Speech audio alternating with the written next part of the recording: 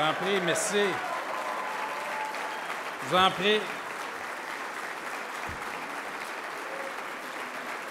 Chers amis, merci.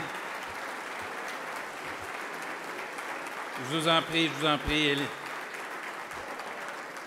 Chers amis, je veux d'emblée remercier Eleni, Dorothy.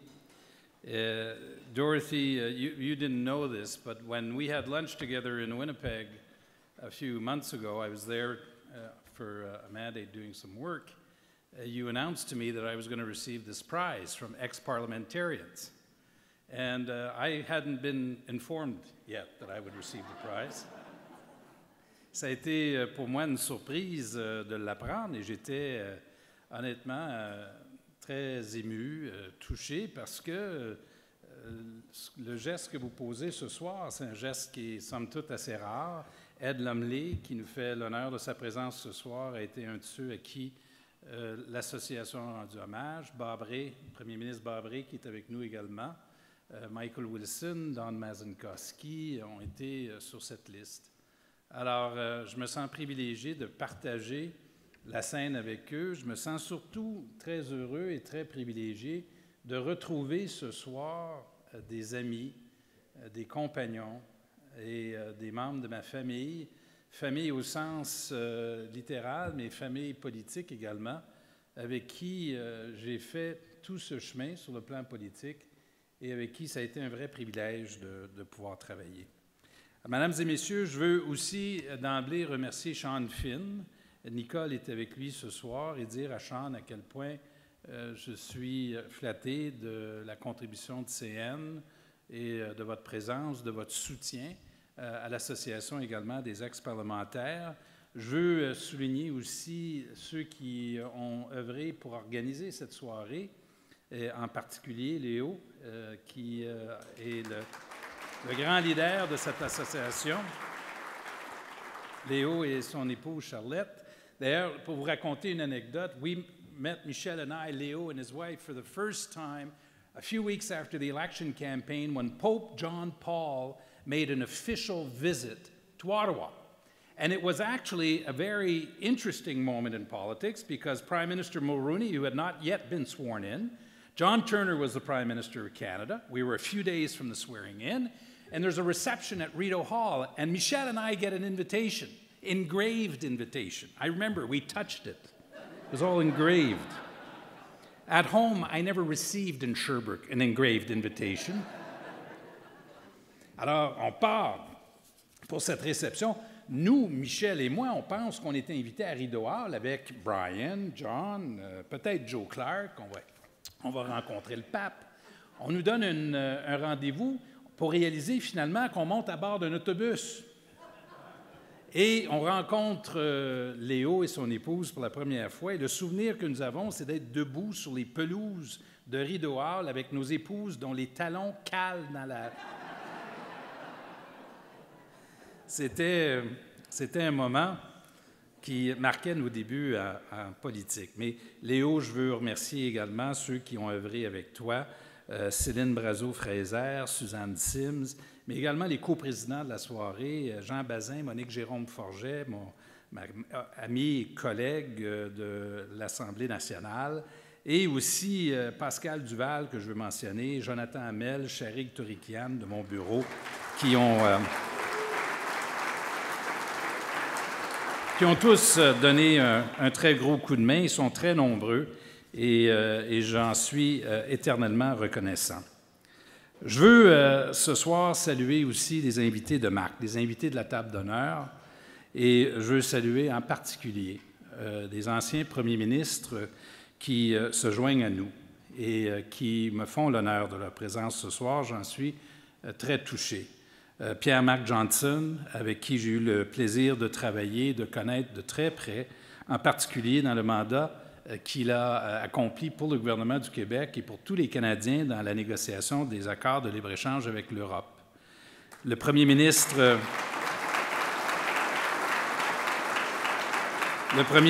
Bob Rae, qui nous honore également de sa présence ce soir, et Bob Rae, le souvenir que j'ai, c'est celui d'un homme courageux, d'un homme qui était sur les premières lignes du grand débat, vous vous rappellerez, Monsieur le Premier ministre Mulroney, lors des accords du lac Meach. Et il n'était pas Premier ministre de l'Ontario à l'époque.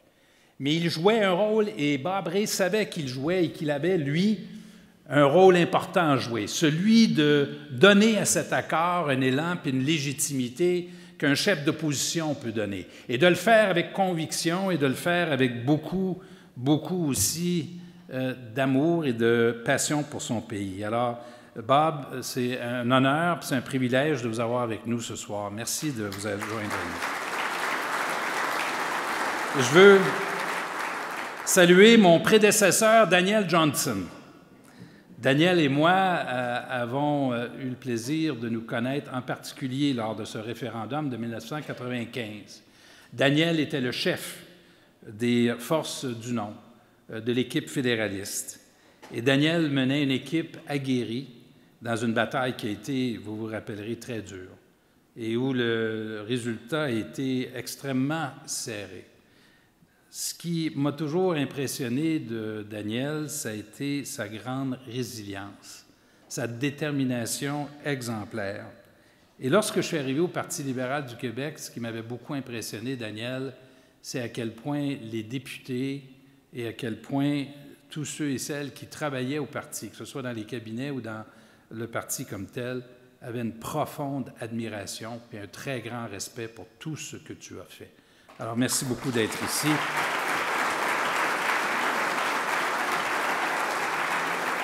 J'en profite pour saluer la présence également du chef actuel du Parti libéral du Québec, Pierre Arcan, qui est avec nous ce soir, qui est juste.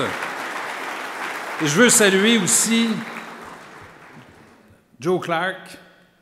Joe l'a mentionné dans son vidéo, il n'a pas résisté. The first time I ever got involved with the Progressive Conservative Party of Canada, formally involved, because I come from a family where my father was a progressive conservative and my grandfather and my great-grandfather. In fact, when I became leader of the Liberal Party of Quebec, mon père m'a dit, « Je suis obligé de prendre ma carte de membre. » J'ai dit, « Je pense que oui. » Il m'a dit, « Tu sais que ton grand-père est en train de virer dans sa tombe, là. » Alors, en 1983, je m'inscris dans la campagne de Joe Clark par le biais d'un ami qui s'appelle Denis Baudouin, qui est l'organisateur, mais présenté par un autre très bon ami à moi qui s'appelle Pierre Gagné. Et c'est Pierre qui, de Sherbrooke, me présente. Et on a fait cette campagne avec beaucoup de détermination jusqu'à la fin.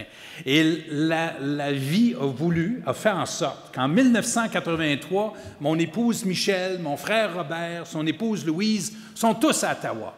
Et le soir de l'élection, pour préparer la campagne de Joe, Michel et Louise se levaient le matin pour mettre des dépliants en dessous des portes. C'est mon épouse Michel, Joe, qui avait préparé la grande salle du Château Laurier avec Louise pour le party de la victoire, qui malheureusement n'a pas été le cas. Mais qui aurait pu prédire que 10 ans exactement plus tard, 10 ans en 1993, Maureen McTeer et Joe Clark allaient être à nos côtés, à Michel et moi, pour la course au leadership de 1993. Et là,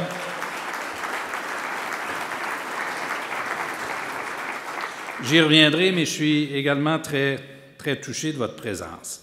Finalement, je veux aussi mentionner la présence de M. Chrétien, que vous avez vu sur la vidéo, qui a eu la délicatesse de m'appeler ce matin pour m'informer qu'il n'allait pas pouvoir être avec nous ce soir, mais qui et avec qui j'ai beaucoup aimé travailler aussi, à l'époque où j'étais à la fois à la Chambre des communes et au Parti libéral du Québec et au gouvernement.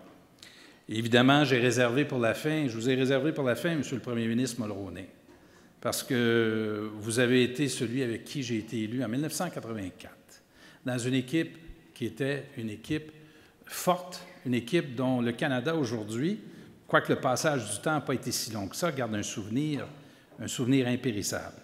Un souvenir de ce que la politique a été à une époque, peut-être que c'est le temps qui fait ça, mais à une époque où on défendait des idées, ce n'était pas juste de l'image. Et là, je parle de partout dans le monde. Il y a toujours eu beaucoup de théâtre en politique, mais aujourd'hui, Aujourd'hui, on a le sentiment que l'image prend le pas. Alors qu'en 1984, dans une campagne qui était longue, avec un débat qui était intense, sur des enjeux sur lesquels on avait fait campagne et qui nous ont portés, vous avez été élus avec une grande majorité. Et vous savez la leçon qu'on en retient? Vous n'avez pas gaspillé la confiance que les Canadiens vous ont confiée, Monsieur le Premier ministre. Non seulement vous ne l'avez pas gaspillé, vous avez multiplié plusieurs fois le capital politique que vous aviez pour transformer le Canada et faire en sorte qu'aujourd'hui, nous avons un pays qui est prospère, un pays qui a un avenir très prometteur.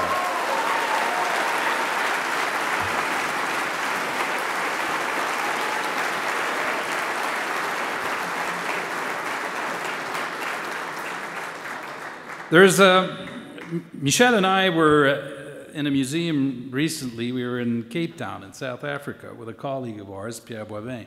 And as we walked into the museum, there was something written on the wall by an African poet that impressed me. It was written, "Every child is born into a story." Every child is born into a story. I had never seen it expressed that way. Que chaque enfant est né dans une histoire. Moi, je suis né dans une famille exceptionnelle, à Sherbrooke, dans une communauté que j'aimais beaucoup. Je suis né dans une ville, dans une région. Je suis né au Québec. Je suis né au Canada. Je suis né dans une famille où mon père était d'origine francophone, ma mère était d'origine irlandaise. Et je suis né aussi à un moment dans l'histoire de notre pays où tout était possible et où tout encore est possible. C'est, au sens noble du terme, la tribu par laquelle je suis arrivé. This is the story in which I was born. I was very lucky to have parents who had very strong values. Mon père disait toujours, quand on était jeune, il y a 3 choses à faire dans la vie pour réussir. Le travail, le travail, le travail. J'ai compris qu'il ne nous trouvait pas particulièrement brillants. Puis qu'il s'est dit, ils sont mieux de travailler parce que... Mais mon père nous disait, pour tout ce que vous faites dans la vie, que ce soit votre mariage, vos amis, il faut faire un effort. Et c'est une règle que nous avons appliquée, que Michel et moi avons beaucoup appliquée. Nos parents nous ont appris la valeur de la loyauté envers ceux et celles qui sont autour de nous, surtout quand ils ont besoin de nous. La loyauté, vous savez, c'est merveilleux quand tout va bien. La loyauté, c'est ce qui change tout quand les choses sont plus difficiles. Et c'est une chose de la vie auquel je crois beaucoup. Nos parents nous ont appris à partager, à ne pas tenir pour acquis tout ce que nous avions. Et nos parents, quoique mon père n'avait jamais fini ses études, étaient déterminés à ce que tous ses enfants puissent étudier. Une des grandes chances dans ma vie, ça a été ma famille, mes frères et sœurs. Mon frère Robert est ici ce soir avec son épouse Louise et ses enfants. Et il a joué un rôle extrêmement important dans ma vie, dans tout ce qu'on a fait. Ils étaient toujours là. Mon épouse, Michel, que j'ai rencontrée lorsque j'avais 15 ans, elle avait 16 ans parce qu'elle est plus vieille que moi.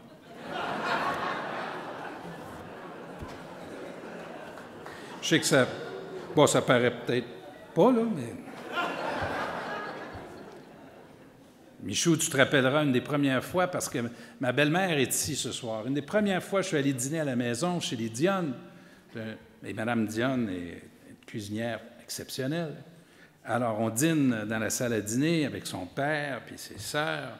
Et Mme Dionne me demande, « Tu veux faire quoi, Jean, dans la vie? » J'ai 15 ans. J'ai dit Premier ministre. Et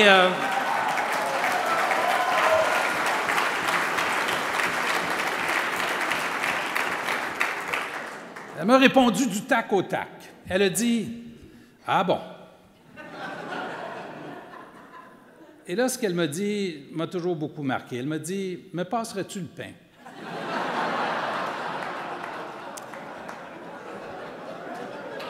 Plus tard, Je lui annonce en primeur, à la même table, vous vous rappellerez, Mme Dionne, Michel et moi, nous sommes mariés. C'est après la course au leadership. Je décide de me présenter à l'Assemblée de mise en candidature pour devenir candidat conservateur. Et je dis à Mme Dionne, ma belle-mère, je vais être candidat conservateur pour devenir député. Ce à quoi elle m'a dit, je pense que ça va être une bonne expérience. Mais je voulais surtout vous dire qu'elle a été à nos côtés avec la famille de Michel à tous les instants. Et de ça, nous en gardons un bon souvenir. Je voulais vous redire sur la famille que nos 3 enfants, oui, sont nés en politique, et Lénie en a parlé, ils ont grandi en politique. Lorsque nous avons été élus en 1984, nous avons reçu un conseil d'un ancien député créditiste qui s'appelait Léonel Baudouin. Et Léonel nous dit à Michel et moi, vivez ensemble à Ottawa. Le risque que vos vies partent dans 2 directions différentes est trop grand. Il faut vivre ensemble. Il faut dire aux gens pourquoi vous voulez vivre ensemble à Ottawa. Et c'est un des meilleurs conseils que j'ai reçus de ma vie. Et nos 3 enfants, et l'autre conseil, par une heureuse coïncidence, nous est venu de Joe et Maureen sur les enfants et la politique, parce que Joe, je pense que c'est Maureen qui nous avait dit, avec leur fille Catherine, il nous avait dit, nous, on a décidé que la vie pour elle ou la politique pour elle, ça allait être une chose intéressante, de positif dans sa vie. Et nous, on a décidé la même chose pour nos enfants. Ils ont rencontré des gens formidables, ils ont voyagé, on a eu des discussions très intenses à la maison avec eux. Et ils ont appris la discipline de la vie publique. Ce n'est pas un défaut, ça. Bien au contraire. Mais tout ce que nous avons accompli, c'est grâce au sacrifice que mon épouse Michel a fait avant tout. Et tout ce qu'elle a accepté de porter sur ses épaules pour que nous puissions ensemble faire équipe et faire cette vie politique. D'ailleurs, c'est tellement vrai qu'un jour, mon fils, qui est très impliqué, Antoine, il est très impliqué avec la commission jeunesse à l'époque, un jour, je me réveille un matin, je suis premier ministre, j'ouvre le journal pour apprendre que la commission jeunesse du Parti libéral du Québec contredit le chef, le premier ministre. C'était sur la question du multiculturalisme et de l'interculturalisme. J'ai un événement ce matin-là. Je tiens le point de presse, pas un mot sur mon annonce. Monsieur le premier ministre, votre commission jeunesse vous attaque, personnellement. Je reviens à la maison. Antoine, as-tu vu ce que ta commission jeunesse m'a fait? Il dit, oui. As-tu vu ce qu'ils ont écrit? Je le sais, c'est moi qui l'ai écrit.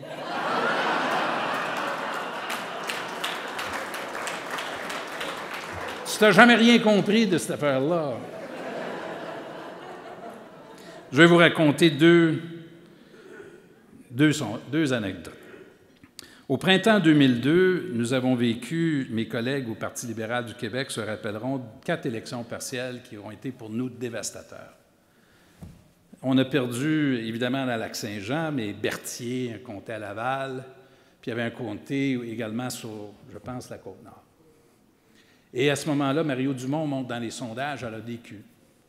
Et d'ailleurs, la revue de l'actualité annonce que Mario Dumont va devenir le prochain premier ministre du Québec. On est au printemps 2002. Et le soir des élections partielles, on revient à la maison et on s'assoit dans la cuisine, Michel et moi. Alors, depuis 1998 que je suis chef. Et Michel me dit, là, on n'a pas fait tout ce chemin-là pour que ça finisse comme ça. Pas vrai que ça va finir comme ça.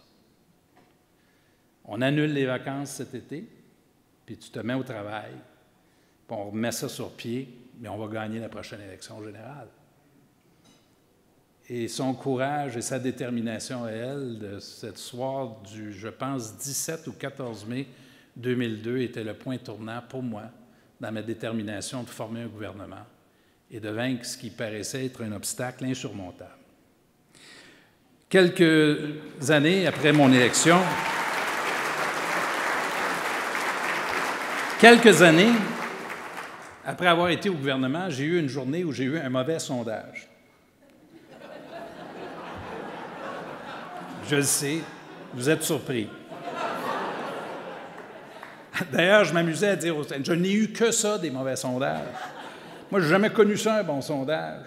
J'étais meilleur dans les élections que dans les sondages. Et je passe à l'Assemblée nationale en route vers la période de questions. Il y a un groupe de journalistes qui sont réunis et il y en a un qui me crie tout fort, Puis, Monsieur le Premier ministre, comment on se sent quand il y a juste notre famille qui nous aime encore? Et j'ai résisté à la tentation de lui répondre, j'ai bien fait, mais si seulement il savait que, in the end, à la fin, that's all that counts.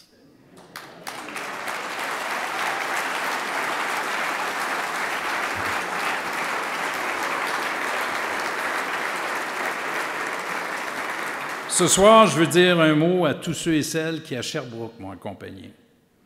J'ai vécu cette année, ça a été une année difficile pour Michel et moi. On a perdu 2 très bons amis très récemment.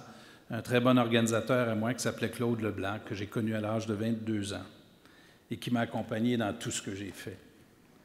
Et il y a quelques mois, George McLaren, qui a été pour moi un ami, un mentor, un confident, un conseiller, et qui est décédé. Son épouse Anne est ici ce soir. Et il me manque beaucoup. C'est le genre d'amitié dans la vie qui change tout.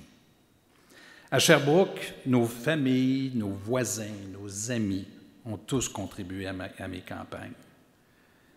J'ai un ami qui est ici, Jean-Bernard Bellil, qui un jour aussi, pour vous dire à quel point ils étaient là, qui m'a dit « Jean, est-ce que tu es obligé de faire toutes les batailles?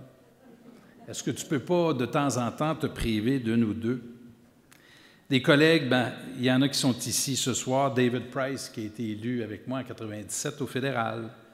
Yvon Vallière, qui était mon voisin de comté également dans le comté de Richmond, puis un politicien iconique à l'Assemblée nationale. Et il y a Jean Perrault, le maire de Sherbrooke, qui a été un des meilleurs maires du Québec, président de l'UMQ, que je veux saluer, qui a été un très grand ami. Et finalement, je voulais mentionner Monique Gagnon-Tremblay, ma chère Monique Gagnon-Tremblay, amie, confidente, conseillère. Alors, j'ai eu la joie de travailler avec ces gens-là. Mes collaborateurs aussi, j'ai eu des collaborateurs et des conseillers exceptionnels. Dieu sait qu'il m'en fallait.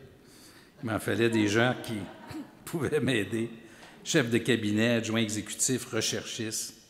Ce soir, Ronald Poupard, ancien chef de cabinet, Alfred Pilon, Dan Gagné, Bob Valkov, tous, un après les autres, ont été, pour moi, des appuis incontournables. I also had the privilege of working with exceptional people who organized in politics. Pierre Bibeau, Ben Savard, Carl Blackburn, Michel Bissonnette. They're all behind the scenes, but they play critical roles. Most of those who are very prominent, Canadians have no idea who they are. A good example of that is John Ray, the brother of Bob, who was one of those who helped organize this evening, but who was, for Jean Chrétien and for the Liberal Party of Canada, an exceptional leader in helping them organize their campaigns and see through it.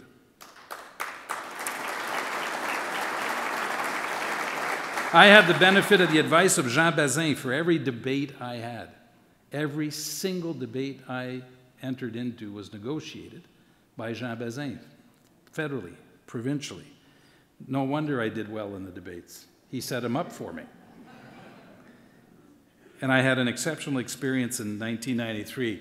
I was able to convince Jody White to lead my leadership campaign. Now, something interesting happened. Early on during the campaign, we had all these young people coming into our campaign from all over the country. And I thought, wow, this is exceptional. I'm really attracting a lot of people, aren't I? Until I realized that a lot of these young people were joining my campaign for the privilege of working with Jody White. I just happened to be coming along for the ride. And Jody led an exceptional campaign. Voilà les gens qui m'ont accompagné.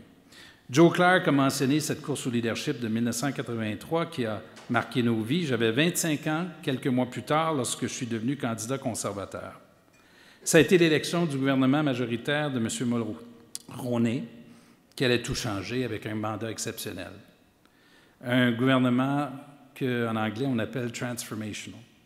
Free trade, the GST and fiscal reform, balancing the operating budget of the Government of Canada, foreign policy, including support for Nelson Mandela. The fall,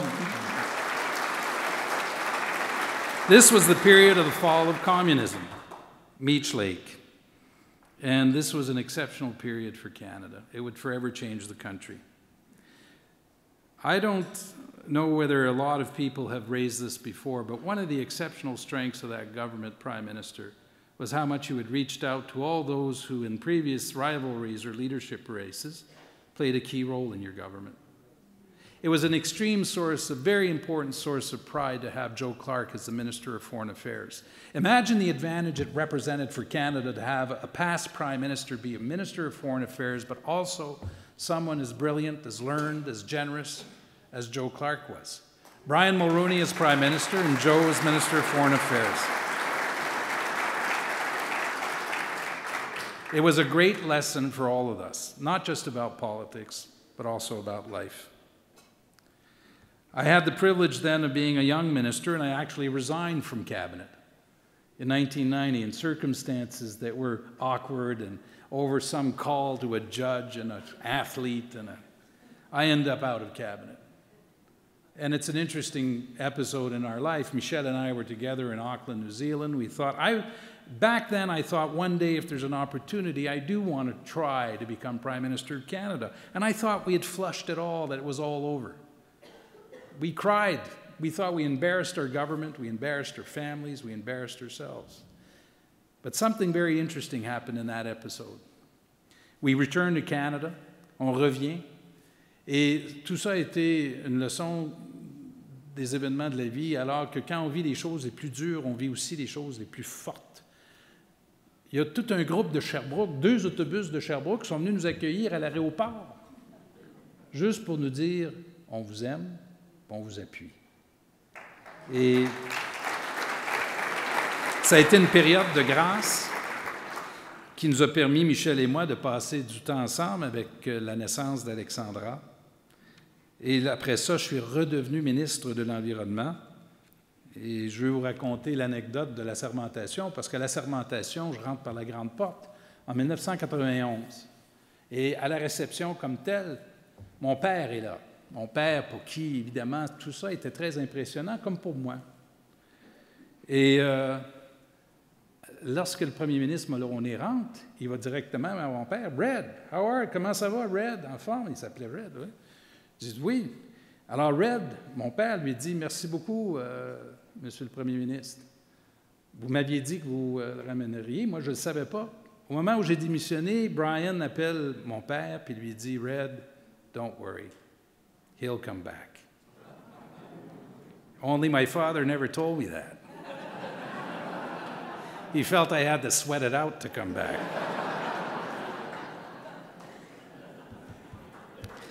Those were very...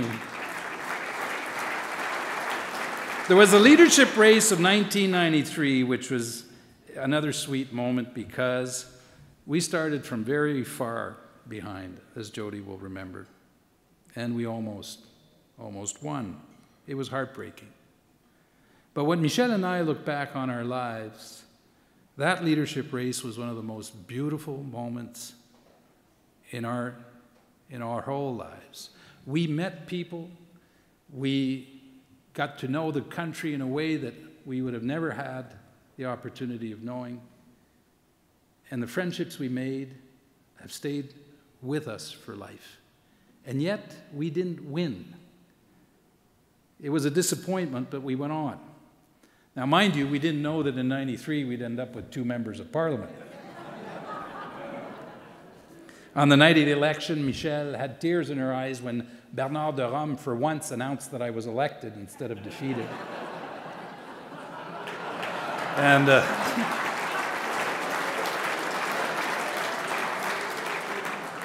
pour ceux qui sont un peu plus lents, on va le répéter en français. Alors, au moment où Bernard de Rome annonce que je suis élu, Michou a des larmes dans les yeux. Elle dit « C'est terrible, pourquoi? » Elle dit « Tu vas vouloir rester. » Je suis resté. Et a commencé une longue marche de reconstruction du Parti progressistes conservateurs du Canada. Le référendum de 1995, qui est un moment extrêmement intense. Daniel se rappellera que pendant cette course, pendant cette campagne en 2 temps, parce que dans la première partie, la partie fédéraliste gagnait, et dans la deuxième partie, c'était Lucien qui avait pris les rênes et qui semblait être destiné à une victoire. Il a fallu se battre avec beaucoup d'intensité, jusqu'au dernier vote, avec un taux de participation de 94 % dans cette élection, dans ce référendum. Et ça a été un moment décisif à la fois pour le Canada et aussi, évidemment, pour le Québec, mais pour nous tous. Et ça a été mon introduction au Parti libéral du Québec. L'élection de 97, ça a été au fédéral, pour moi, l'occasion d'élire une vingtaine de députés et de vivre une certaine déception parce que j'en souhaitais plus que ça. Mon ambition était plus grande. Mon père, le lendemain de l'élection, m'a dit « Jean, ben voyons, t'es parti de 2, vous êtes à 20. T'attendais-tu à devenir premier ministre du Canada? » J'ai dit « Oui. » Honnêtement, là. C'était le débat, vous vous rappelez le débat en anglais et en français, et dans le débat français, je vais vous raconter une anecdote, on fait le débat en anglais qui se passe bien, il y a le débat en français, le dernier bout du débat en français, c'est sur l'unité nationale. J'ai Jean Chrétien à ma droite, je prépare ce moment depuis 2 ans. Et là, au moment où arrive le moment où je vais effectivement attaquer Jean Chrétien, l'animatrice du débat s'évanouit.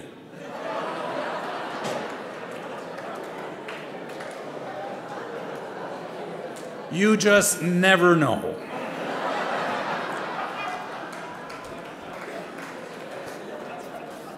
So much for my aspiration. Comme dirait M. Chrétien, sometimes you just get lucky.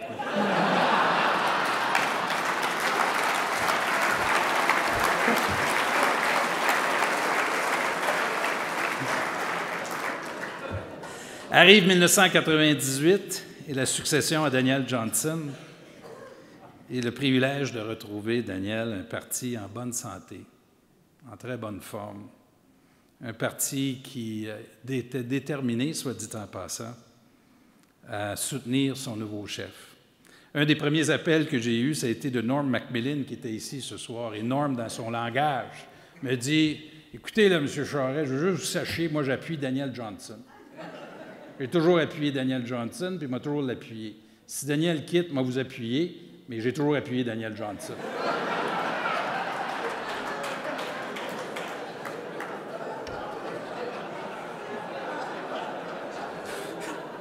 Bon, ben OK d'abord. Alors, la campagne de 98 a été une campagne dure parce que je ne connaissais pas les codes. Mais la campagne de 98 porte une autre grande leçon. C'est à la campagne électorale de 98 que s'est réglé le référendum de 1995. Et pensez au Brexit, pensez au vote serré que nous avons vu en Angleterre et ce que nous avons vécu. Lucien Bouchard, qui est charismatique, qui est apprécié, annonce que s'il gagne la prochaine élection générale, il a une majorité, il tiendra un autre référendum. Et comme la campagne ne se porte pas très bien, dans les dernières parties de la campagne, moi j'ai dit à mon équipe, on change tout. La campagne va porter sur un seul sujet et quelques mots, et les mots sont « pas de référendum ». Et pendant 12 jours, j'ai martelé les mêmes mots, jour et nuit, à un point où les journalistes pensaient qu'on en était devenu un peu obsédés. Et le soir de l'élection, Lucien a gagné une majorité des sièges, mais le Parti libéral du Québec a gagné la pluralité des voix et le référendum était fini. Et je vous raconte cette histoire pour nous rappeler que dans la vie, nos victoires et nos défaites, comme le disait si bien la poésie de Kipling, sont des imposteurs. Et pourtant, la plus grande ou la plus importante campagne électorale de ma vie, celle qui aura pesé le plus sur l'avenir du Québec et du Canada, c'est celle de 1998 que j'aurais, semble-t-il, perdue, alors que le Canada a gagné. Ma nouvelle famille politique m'a accueilli à bras ouverts, comme le disait Michel. Il y a plusieurs de mes collègues qui sont ici aujourd'hui, des gens formidables. Je pense à, oui, Monique Gagnon-Tremblay, Monique Jérôme Forget, Nathalie Normando, Michel Courchaine, Jacques Dupuis. Ils ont tous contribué de manière exceptionnelle à la réussite de notre gouvernement et il y en a beaucoup d'autres qui sont ici. On a changé les lois du travail, on a fait une politique familiale, les relations internationales, on a lancé en 2007 les négociations pour l'accord de libre-échange avec l'Europe, on a fait le Conseil de fédération, on a réglé des déséquilibres fiscaux, on a fait des politiques sur les changements climatiques. En 2007, ça a été un gouvernement minoritaire, une très mauvaise campagne, pour moi, une campagne qu'on a perdue, mais un gouvernement gagné par la peau des dents. Et cette période a été pour moi une période de révélation. The famous biographer Robert Carroll, who wrote a lot about Lyndon Johnson, he's the biographer of two people, Robert Moses and Lyndon Baines Johnson, has just written a new book. And in his book, there's something he says about power because he studied power a lot. He says, power in the end reveals. It reveals those who hold power, of their true character and who they are. Well, in 2007, we faced a very important challenge. It was predicted that we would lose, that the government didn't have a lot of time.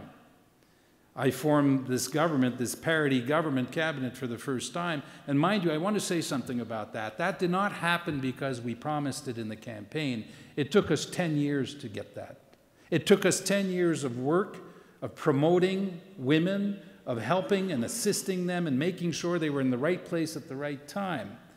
And circumstances allowed us that to happen. That included Monique Jérôme Forget, who was Minister of Finance, Treasury Board, and Revenue, who would, you know, not always be easy on her premier.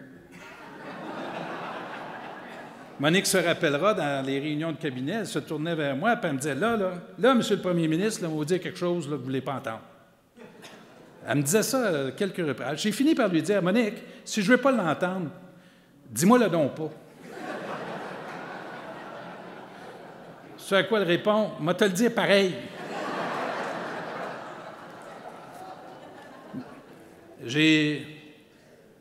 Tout ce que nous avons réussi, honnêtement, nous avons réussi parce que j'ai eu le privilège d'être entouré d'hommes et de femmes exceptionnels, tant dans mon caucus que dans le Conseil des ministres, à qui on avait confié des mandats.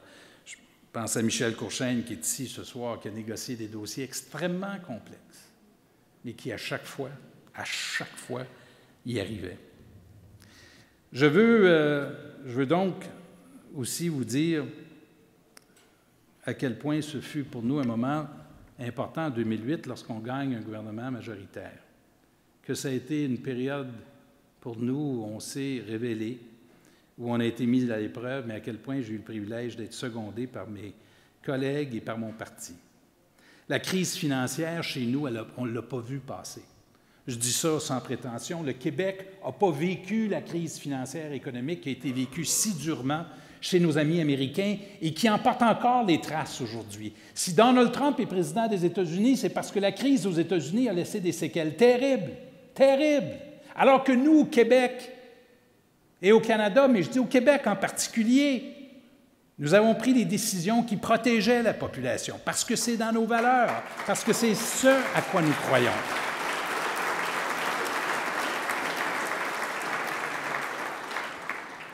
La fin de notre mandat était une fin difficile en 2012. Les casseurs, les anarchistes, le boycott étudiant. Mais j'ai décidé de faire la dernière campagne électorale parce que je me suis dit, « If you're in politics, you believe in things, and in the end, I will die on this hill. I will die on this hill. If I believe in something, this is why you run for office. » Depuis ce temps-là, j'ai rejoint le cabinet de McCarthy-Tétrault. Je veux saluer mes collègues qui sont ici ce soir, qui me font l'honneur de se joindre à nous. Carl Tabak, qui est notre collègue ici à Montréal, qui est notre managing partner, et Dave Leonard, et vous dire à quel point j'ai apprécié non seulement l'accueil, mais toute la liberté qui m'a été accordée de continuer à contribuer à la vie publique et de travailler dans un cabinet d'avocats qui a une longue histoire et qui fait sa contribution aussi à la construction de notre pays.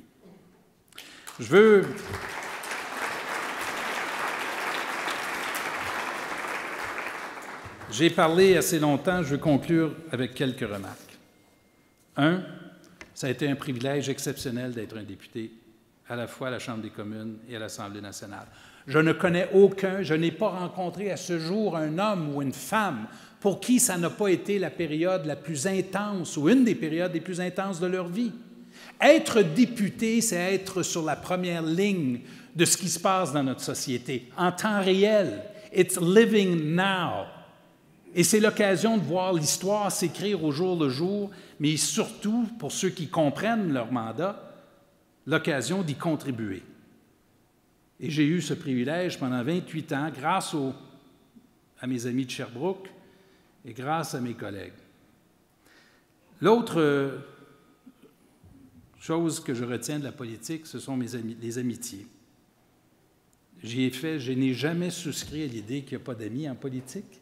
Moi, j'ai rencontré des gens exceptionnels et nous avons, Michel et moi, forgé des amitiés au fil des ans qui sont avec nous depuis. Et ça a été pour nous un cadeau de la vie. A real, real gift of life. On nous demande des fois si j'ai des regrets. Oui, j'en ai un regret. C'est, dans le feu de l'action, on est très partisans. Et moi, j'ai été un guerrier, un battant, comme le disait Michel. J'ai été un général de temps de guerre pendant les référendums. Daniel le sait, on s'est battu parce que les enjeux, c'était l'avenir d'un pays. Si les choses étaient à refaire, je pense que je serais moins partisan, que je prendrais davantage de temps pour écouter puis mieux connaître ceux et celles qui sont devant nous, parce que c'est pas vrai qu'ils ont toujours tort. Puis c'est pas vrai qu'ils n'ont pas eux aussi des qualités exceptionnelles, c'est même le contraire. Mais encore faut-il prendre le temps de l'apprécier. The other great lesson is winning and losing.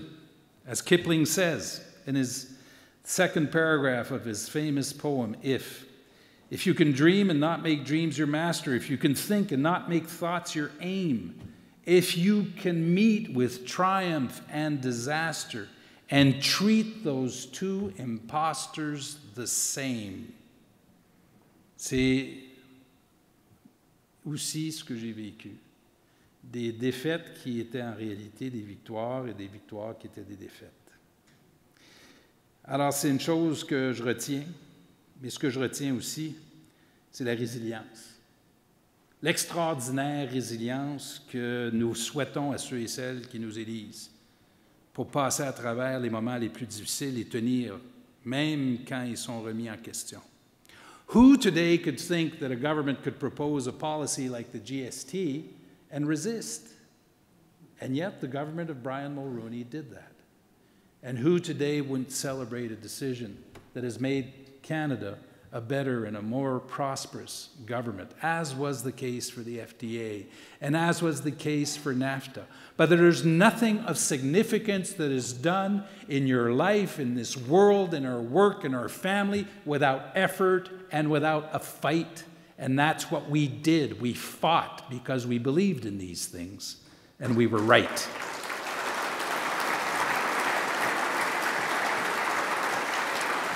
And I have a concern in today's politics about institutions. For all the things we see of Trumpism and Brexit and Europe and Brazil and around the world, all this populism, all this nationalism, this short-termism, and what it means for us. I believe in institutions. I believe in democracy. I believe in the rule of law. I believe in tradition. I believe that we are responsible for what we do, and we are responsible towards the generations to come. That's not a cliche. It is something that we all need and hope that those who are in decision-making positions feel. But I also know that things never last forever.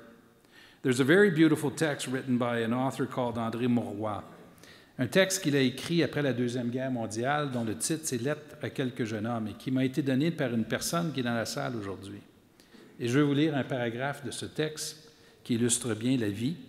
Il dit « Vainqueurs, n'oubliez pas que les victoires humaines ne sont jamais que partielles et temporaires. Rien dans les affaires de ce monde ne saurait être réglé pour toujours. Aucun triomphe ne détermine l'avenir lointain. Aucun traité ne définit pour longtemps les rapports des nations ou leurs frontières. Aucune révolution n'établit une société éternellement heureuse. Gardez-vous d'espérer qu'un homme ou une génération ait droit, leur tâche accomplie, à de paresses béatitudes. L'étape de la vie ne s'achète qu'à l'heure de tomber de la nuit. Rien n'est permanent. Nothing's permanent in this world. We can take nothing for granted. Everything around us is telling us that we need to fight for what we have and what we've accomplished and other generations have given us. I think that as a parliamentarian, that's our first responsibility. The other part of the text, the last paragraph of Mauroy says this, « Enfin, when giving advice to the next generation, soyez modestes et hardis.